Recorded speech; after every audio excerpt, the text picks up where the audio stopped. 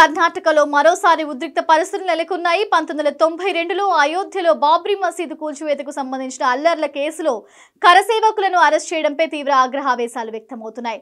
హుబ్బీళ్ళకి చెందిన కరసేవకుడు శ్రీకాంత్ పూజారిని అరెస్ట్ చేసిన కర్ణాటక పోలీసులు కోర్టులో హాజరుపరిచారు. ఓవైపు అయోధ్యలో రామమందిరం ప్రారంభించుకుంటున్న వేళ కరసేవకులను అరెస్ట్ చేయడంపై బీజేపీ తీవ్ర ఆందోళన వ్యక్తం చేస్తోంది. కాంగ్రెస్ ప్రభుత్వం హిందూ వ్యతిరేక విధానాలు మరోసారి నిరూపించుకుంటోందని మండిపడింది. 31 ఏళ్ల నాటి కేసును తిరగదోడి కావాలని రామభక్తులను అరెస్ట్ చేస్తున్నారని, కక్ష సాధింపు రాజకీయాలకు పాల్పడుతున్నారని తీవ్ర ఆరోపణలు చేసింది. ఈ అరెస్టు హిందువులపై వేటుగా బీజేపీ అభివర్ణించింది. రామ మందిరంపై వాస్తవాన్ని అంగీకరించని కాంగ్రెస్ ప్రభుత్వం అరెస్టులకు పాల్పడి దిగజారుడు రాజకీయాలకు పాల్పడుతోందని, ఇది పిరికి చర్యను సూచిస్తుందని బీజేపీ ఎద్దేవా చేసింది. దీనిపై రాష్ట్ర వ్యాప్త ఆందోళనకు పిలుపునిచ్చింది. అయితే ఆ అరెస్టుపై స్పందించిన సీఎం సిద్ధరామయ్య ఇది రాజకీయ ద్వేషం కాదని, పెండింగ్ లో ఉన్న కేసులను పరిష్కరించే చర్యలో భాగంగానే ఈ అరెస్ట్ జరిగిందని చెప్పుకొచ్చారు.